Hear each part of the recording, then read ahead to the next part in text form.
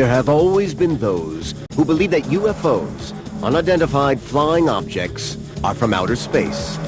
But the truth may be closer to home. I'm a great cynic about UFOs, and I'm quite sure that was mainly our airplanes that were flying around. For over 60 years, in top-secret research bases around the world, flying saucers have been designed, built, and flown. Secreted away from the rest of the main company is a place where they're building flying saucers. Some even claim to have seen them. There was no mistaking what they were. They were flying saucers. This is the secret history of attempts to harness the technology of the flying saucer to produce the ultimate military plane. These are the real UFOs.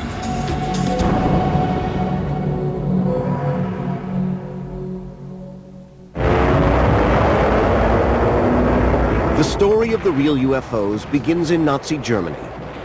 As victory in the Second World War was slipping from their grasp, German scientists were trying to perfect weapons that might turn the war in Hitler's favor. One of these was Victor Schauberger, an inventor who had produced models for a flying saucer. It had met the promise of a flying machine that could maneuver like a helicopter, but travel at supersonic speed undetected by the enemy. Schauberger's craft utilized a tornado-like vortex, which produced magnetic effects causing levitation. Victor was recognized by the German government, actually met with Hitler, and later was inducted into the SS and put to work further developing this flying saucer concept. He worked alongside a group of brilliant German engineers, including Rudolf Schriever, Andreas Epp, and Dr. Richard Miete. All produced highly advanced designs. The Germans actually had three separate developmental areas for flying saucers, one at Peenemünde, one at Breslau, and the other at Prague. At all these three facilities, flying saucers flew. The Germans had, in fact, gone far enough into development and testing that aircraft were in the air. And one company, Messerschmitt, and had flown a complete saucer-shaped aircraft. These pictures of the early prototypes resemble photographs of UFOs that would emerge in the coming decades. But this was not the world of science fiction. These were highly advanced UFOs. For the German military, this lethal weaponry was being developed to win the war. The battle for air supremacy in World War II dominated the military struggle in Europe. By 1944, the tide was about to turn against Germany and Hitler's Third Reich. And then on June 13th, a week after the Allied D-Day landings, Hitler unleashed his deadly secret weapons. Over a period of 2 months, thousands of V-1 jet-powered flying bombs attacked London. Some were shot down from the ground, others in the air. This deadly development in warfare technology was to start a whole new era of military aviation history. The use of flying saucer technology to produce even more efficient killing machines was to be the culmination of this research. During the Nazi period, we had a flowering of new thought, of scientific thought, of technological development. These scientists were freed up to do a lot of work. They developed science in every field that is relevant in our lives today, and as a matter of fact, we're still living off that carcass. But there was nothing new about the basic principles of rocket science. Since the 1920s and 30s, there had been an explosion of innocent enthusiasts experimenting with rocket propulsion across Europe and America. But what the Nazis were doing was anything but innocent.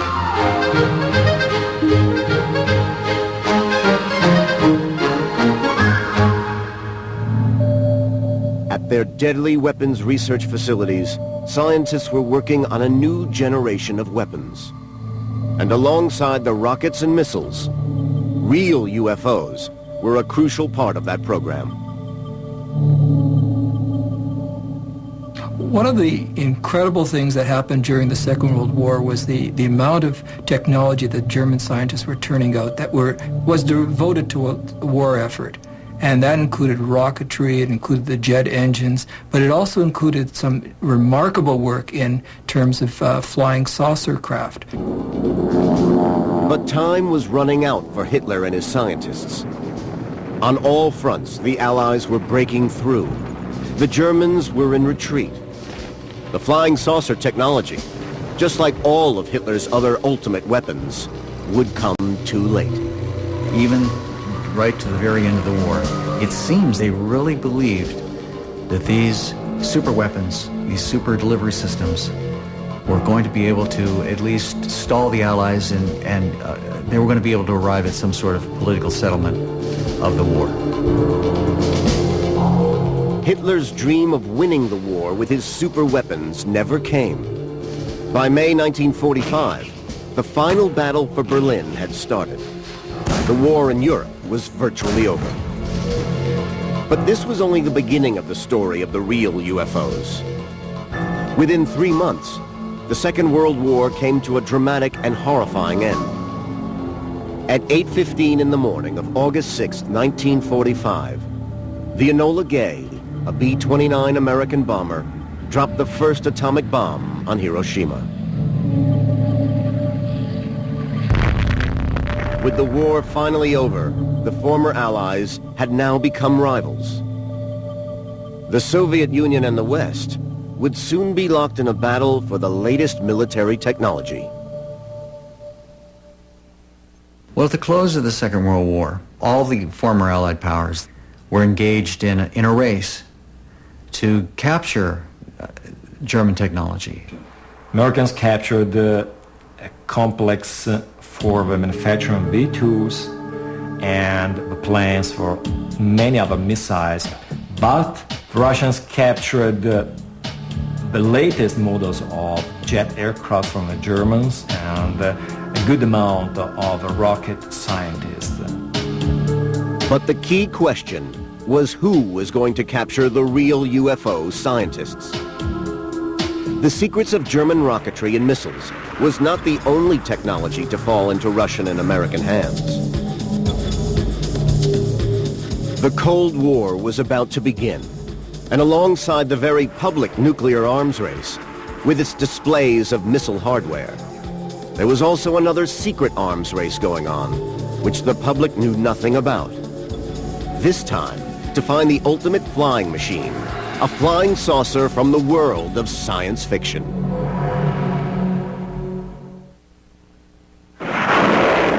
During the Second World War, there was a major technological revolution in jet propulsion, atomic physics, and real UFOs, flying saucer technology. The Germans had led the world in the development of real UFOs, and now their ideas and scientists had fallen into the hands of the two superpowers, Russia and America. German UFO flying saucer engineers Victor Schauberger, Rudolf Schriever, and a Dr. Mita were secretly working for the Americans. While Andreas Epp was reported to be working on flying saucer projects for the Russians. Both Americans and Russians exploited really a lot the scientists that they captured at the end of the war. And they used this technology and these guys to develop their science during the Cold War. By the end of the Second World War, the former Allies had become rivals, and the Cold War arms race had begun. The focus of the American efforts went on developing rocket and missile weapon systems. It seemed that the captured German flying saucer technology had been put on hold. Then in 1947, there was a report of a UFO flying over America seen by an American pilot, Kenneth Arnold. He was flying near Mount Rainier in the state of Washington and witnessed 9 flying discs some distance from him. When Arnold landed, he told his story to the local press. I was approximately 25 to 28 miles from Mount Rainier, and I noticed to the left of me a chain which looked to me like the tail of a Chinese kite going at a terrific speed across the face of Mount Rainier. They looked something like a pie plate that was cut in half with a sort of a convex triangle in the rear. Well, Kenneth Arnold started a firestorm. He was able to calculate from known landmarks how fast they were flying, and found they were flying at 12 or 1,300 miles an hour. And from his description, once he landed and gave this story to the press, he described these objects as if they were saucers skipping on water. And today, that's how we have the word flying saucer. From out of nowhere, the flying saucer mystery is with us. What is the flying saucer? What do people see and sometimes photograph? What's behind the daily reports of aerial phenomena in the nation's press? U.S. television and radio began reporting eyewitness accounts of members of the public who claimed they had seen UFOs in the skies over America. I glanced up and there were 3 flying saucers in a V, approximately a half a mile away from me at an altitude of 350 feet. Is this what Weisberger saw? America was gripped with UFO sightings and flying saucer fever. The military was eager to deny it was anything to do with them, and went on television to reassure the American public. We can say that the recent sightings are in no way connected with any secret development by any agency of the United States. In my position in the Research and Development Organization of the Bureau of Aeronautics and of the Navy Department, I am thoroughly familiar with both our aircraft and our guided missiles programs, and can state without reservation that the Navy has no saucer-shaped aircraft or missile in any of these programs. Then in July 1947, in the midst of the UFO fever, came a startling report by another serving American officer. He announced to the press the discovery of remains from a flying saucer found in Roswell, New Mexico. Within hours, the story of the Roswell incident exploded around the world. The American military panicked. Again, they issued an official statement designed to reassure an anxious public, denying the remains were from a flying saucer. They maintained that it was simply a weather balloon. Behind all these American denials was a more ominous possibility for the military. Assuming the UFOs were not from outer space, flown by aliens, perhaps all these sightings were evidence of an enemy closer to home. The American military were inundated by all kinds of UFO reports, and that drove them to the idea that perhaps some of those UFO missions were the Soviets in the air. The Americans captured the very exotic blueprints of very advanced designs for aircrafts, and among them there was the Horten 229 by the Horten brothers. And this aircraft was very similar in shape to the first description of the flying saucer sighted over America in 1947. And the Americans were scared that the Russians could have produced actually a flying version of the Horten 229. So in the immediate post-war years, reports of UFO sightings were part of the growing tensions between East and West as the Cold War grew in intensity.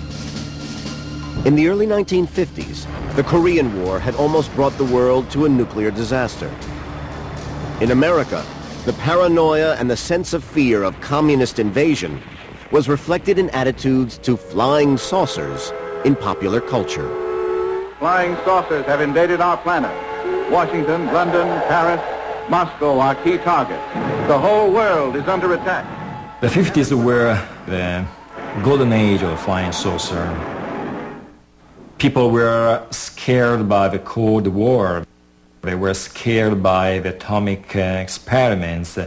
They were at the same time very keen to the space exploration and to the advancement of technology, so the climate was the right one to expect extraterrestrial visitations from outer space.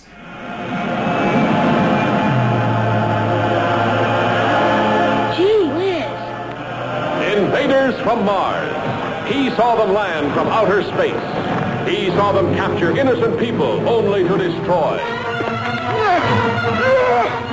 But for the American military, the continued rumors and speculation was ideal camouflage for the real UFOs. All over the deserts of America were sites like Area 51, White Sands, and Los Alamos, where alongside missile tests and space programs, there were hundreds of other mysterious top-secret projects.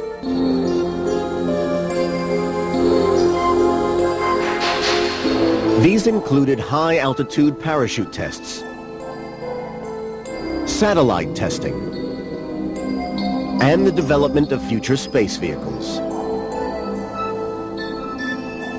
One of these secret programs was called Project Mogul. Project Mogul was a top-secret program to listen in on the Russians using equipment on high-altitude balloons. The American military were desperate to discover secrets of the Soviet program to develop a rival atom bomb. They needed to know when the Soviets were testing one of their weapons. It was not until 20 years later that the U.S. government was forced to confess that the Roswell incident back in 1947 was in fact secret military testing by the Americans. They published a report which concluded that what was recovered was not the remains of an extraterrestrial spacecraft, but debris from a then classified Army Air Force research project, codenamed Mogul.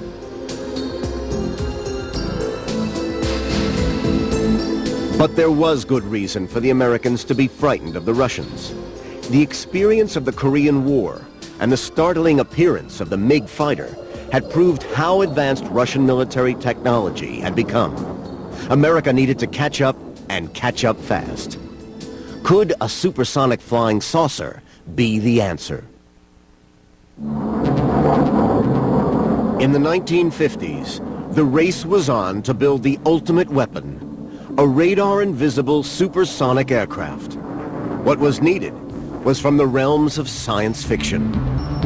The U.S. Air Force, in fact, wanted a new fighter interceptor, something that no Soviet aircraft would look like, a completely new airplane, one that could fly faster and higher than anything else in the air at the time. In 1953, the CIA discovered that Avro, the Canadian aeronautics company, was working secretly on a revolutionary aircraft, a flying saucer. This was the brainchild of a visionary British aeronautical engineer. The genius behind the Flying Saucer project was John Frost. He came from England as a designer on another project, but he soon became intrigued with the idea of taking flying saucers into the air. John Frost had been responsible for one of aviation's most innovative developments, the swept-wing tailless fighter. The inspiration behind John Frost's first ideas, in fact, came from his collecting a scrapbook of all the UFO reports that were being heralded all over the world. And through looking at every one of the reports, he began to start sifting them down to at least two possible sources. And one was man-made, and he traced it back to Germany. Frost was intrigued by reports of the Nazi flying saucers. And in fact, we now have evidence to show that he is a participant in interviewing German scientists, and especially one, Mitha, who would work directly with German flying saucers. Dr. Mitha claimed that he had worked for over 10 years on the Nazi saucer program, and his team had actually built the flying prototype. Mitha showed Frost photographs, plans, and blueprints. Frost was convinced that he could turn Mitha's plans into reality. John Frost had the promise of something that no one else could deliver at that point, a supersonic, more than twice as fast as the speed of sound aircraft that could fly higher and faster than anything else out there and never needed a runway or any airfield to operate from. In 1952, the Canadian Avro Aircraft Factory concealed one of America's most highly classified and top-secret projects. John Frost set up a secret group called the Special Projects Group. It was based on men just like himself, engineers and technicians and scientists that would work on his own ideas and ideas that would in fact lead to the flying saucer projects. One of the aeronautical engineers who worked with John Frost on this revolutionary concept was David Garland. Well, John Frost was frightfully English. You know, he was a typical English gentleman from the public school system, but with tremendous experience in the aviation industry. I'd say his enthusiasm was infectious. No problem was too big. There's a solution to every problem. In fact, we don't have problems, we have challenges. There were plenty of challenges. John Frost's very first project is Project Y, a spade-shaped aircraft that's based around his circular pancake engine. It'll be able to take off from the ground vertically or in a rolling takeoff and fly as a supersonic interceptor. Project Y was designed as a tailless jet engine aircraft. It was in effect using flying saucer technology. A spade-shaped mock-up was built by Frost's elite team in a heavily guarded workshop in the Avro factory. In 1953, a model with a delta tail jet flap for vertical takeoff control was secretly tested. The failings of the design soon became apparent. One of the main problems with any tail-sitting aircraft would be that the amount of pilot skills that would be required to fly vertically from the ground in that position and then, in fact, to return would be incredible. John Frost now concentrated all the efforts of the Special Projects team on the development of a circular design, essentially a flying saucer. The Circle is the most efficient ground effect machine. You get more lift for a given thrust around the periphery. So it makes sense when you're hovering in ground effect. John Frost's next design was codenamed Y2. And Project Y2 is a completely circular aircraft, now using a rotor system in the center of it and multiple engines on the outside edge, powering that rotor, giving it vertical takeoff and eventual direction so it could fly into altitudes that no one else could guess. It was a knife-edge supersonic fighter that he was selling. And at this point, the American Air Force bought in big time with a $10 million grant towards his research. By 1956, the Cold War space race and arms race was at its height. The American military was desperate to invest in new weapons technologies. With clandestine American funding, the development of the supersonic flying saucer began. In the Schaefer building was a full-size 50-foot diameter 6-engine powered aircraft. Now, testing though proved that it was a dangerous beast, one that nearly killed the entire Frost team. The test was nearly catastrophic. The engines of the saucer tethered in the hangar spun out of control and almost blew the roof of the research lab off. John Frost decides that there's no way that he can continue this work with a complete flying saucer. Supersonic project is abandoned for the time being for him to build a smaller test vehicle that becomes the Avro car. Well, the design specification for the Avro car was to fly at forward speed at 300 miles an hour, some modest kind of speed, but it had a high thrust-to-weight ratio greater than 1, and to fly at 30,000 feet altitude, and to land and take off vertically. In 1957, Frost's prototype model finally rewarded the earlier American military investment in his project. The Avro car was a scaled-down test vehicle that could do two jobs. One, it could provide a test vehicle for the supersonic craft that was still sitting in the Schaefer building. But secondly, it could be the flying jeep that the U.S. Army required. With weaponry, it could actually go on the battlefield as a battlefield weapon. In 1959, the two vertical takeoff prototypes rolled out of the factory. The long-term aim was to produce a flying saucer that could reach over 1,500 miles per hour. It did fly along the runways, de-icing the runways quite nicely, blowing ice and snow around. And it got into trouble over freshly mown part of the airfield.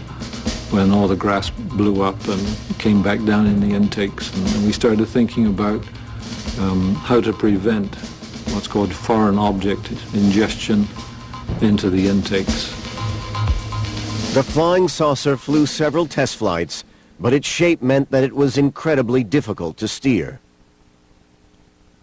It was a maze of challenges, and the biggest challenge that the concept faced was the pitch instability, the aerodynamic center being so far forward of the center of gravity. It's not a good recipe for a happy flight. So the vertical takeoff and hover principle was working. Modifications were made, but lack of power and inadequate control mechanisms were difficulties that had to be overcome if the Avro car was ever to fly as intended. Apart from the development of powerful pitch control, the only way that we knew to make a circular device stable was to have it spin, like a frisbee today. And the spinning action will impart stability. Some of John Frost's early designs did in fact have large spinning components, and the gyroscopic power of those devices was thought to impart some stability in designs which were thought to go as fast as 3 times the speed of sound. Frost was convinced he could control the instability problem. But the Americans insisted on adding a swept tail unit.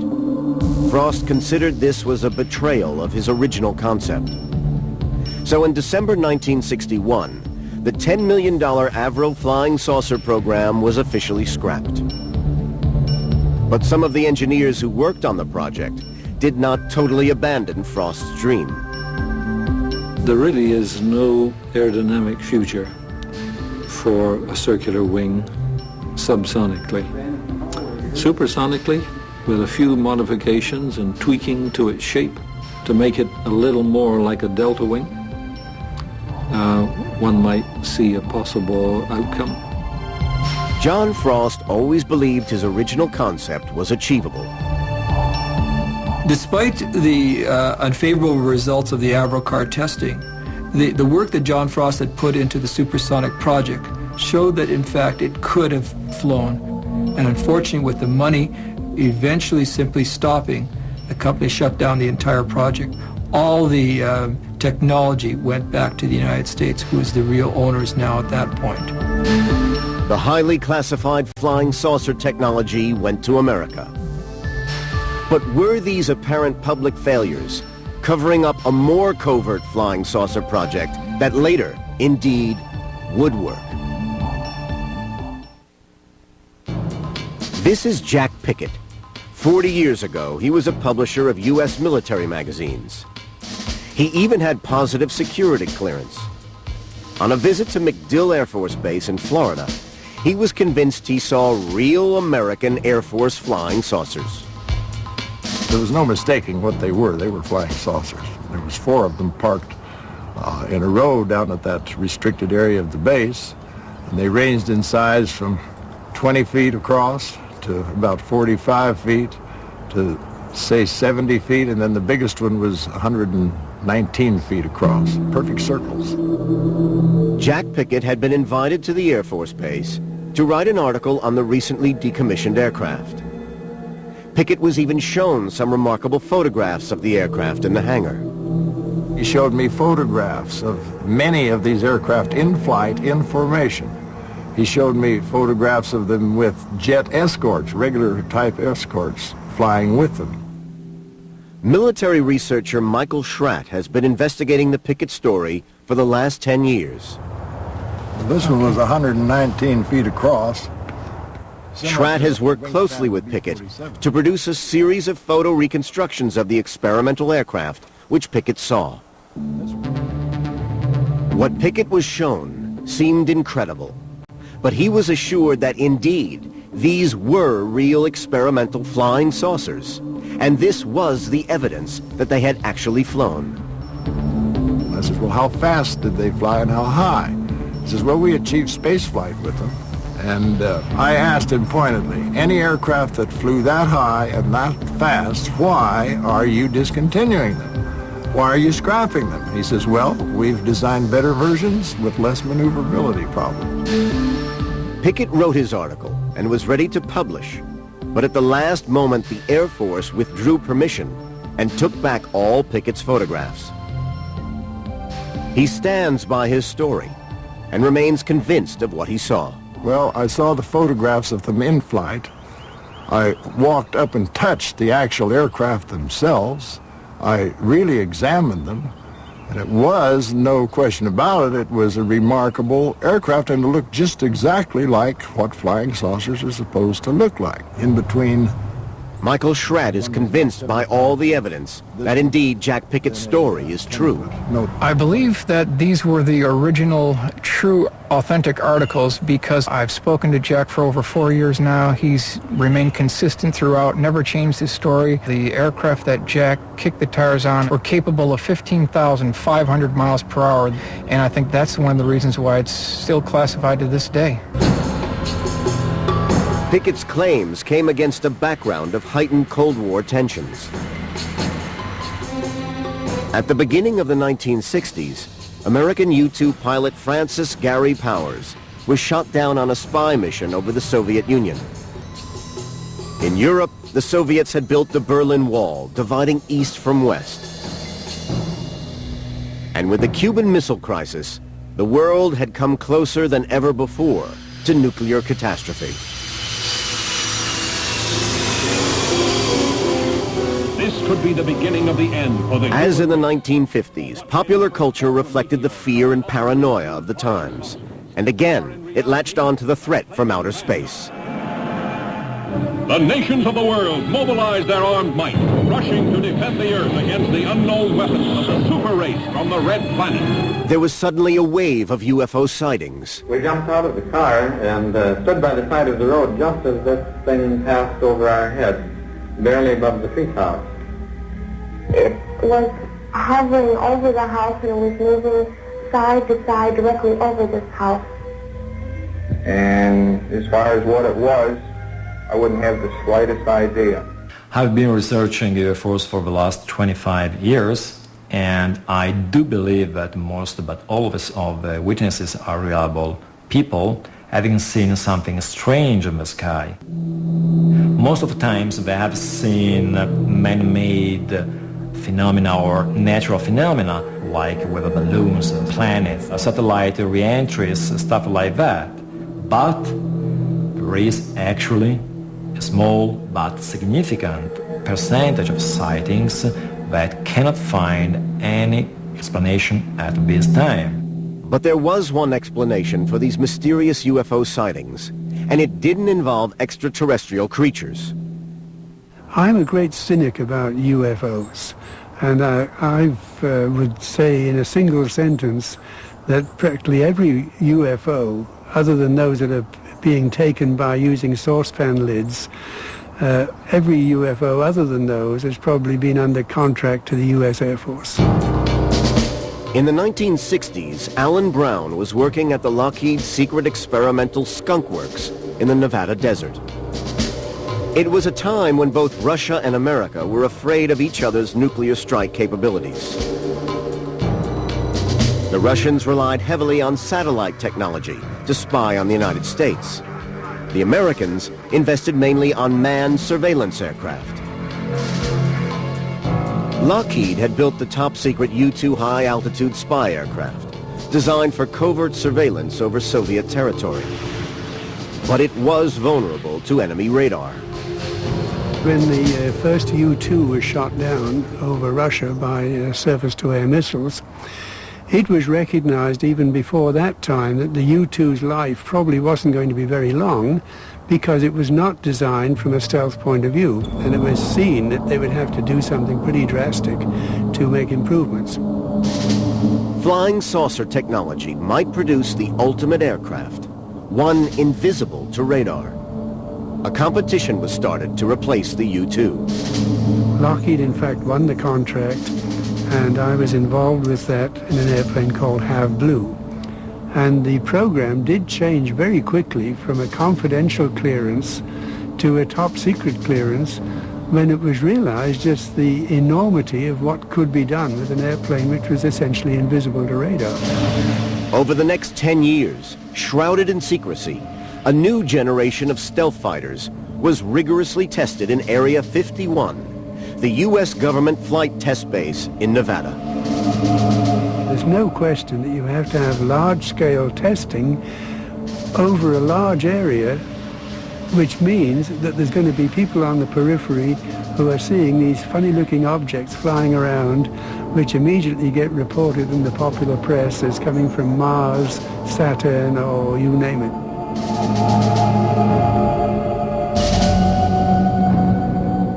So Jack Pickett's story might be true.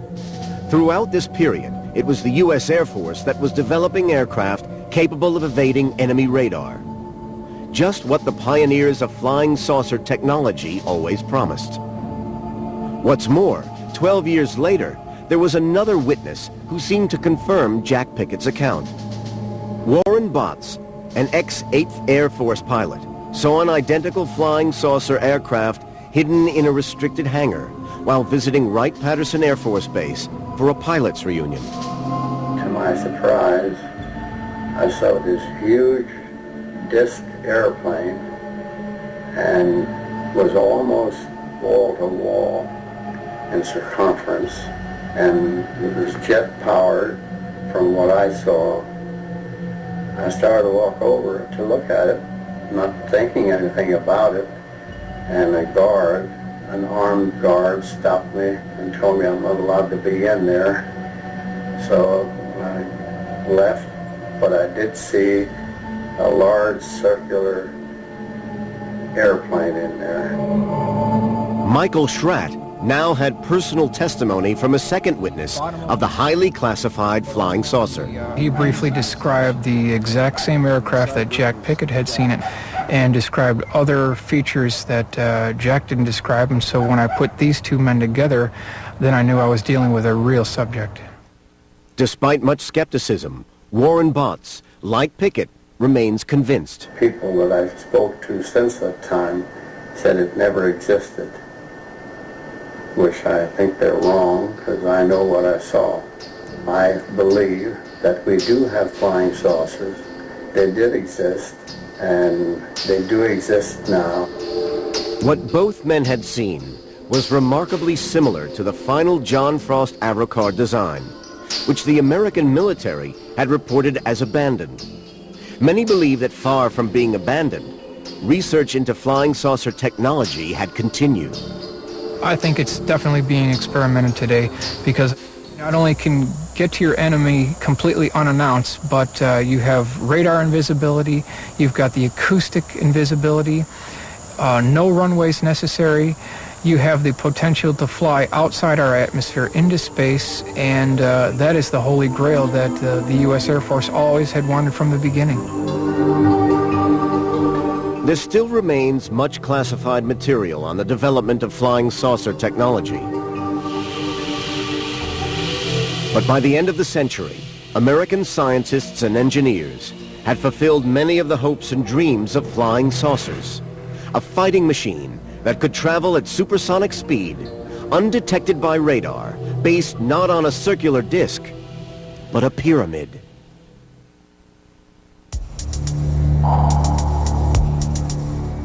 For a period of 15 years, this revolutionary aircraft was classified as a black project, one of America's best-kept secrets.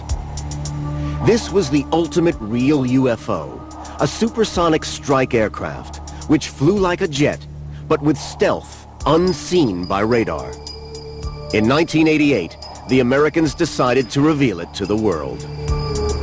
There's an interesting aspect to the reason why the F-117 was exposed to the public at the end of 1988. The airplanes had been restrained to only flying at night. So the pilots are stuck into this airplane on a totally dark airfield in the middle of Nevada. And we, in fact, did finish up losing a couple of pilots by just purely being disoriented in night flying. At that point, the Air Force decided it had better start flying during the day, and if it was going to do that, it was going to give some indication of what was flying, so we weren't going to get a whole raft of more UFO reports. In order to evade radar and surface-to-air missiles, the Lockheed stealth fighter, the F-117, adopted some of the concepts of the flying saucer. Principally, the idea of the shape of the aircraft determined its visibility to enemy radar. We got a radar cross-section that was substantially better than anybody ever expected. And the main reason was that we took a different approach to analyzing stealth than had been done in the past, and found out that basically a very shallow pyramidal shape with highly swept back edges gave a much lower cross-section than anything had been done before. Within 1 year of the stealth fighter being declassified, the Soviet Empire began to disintegrate.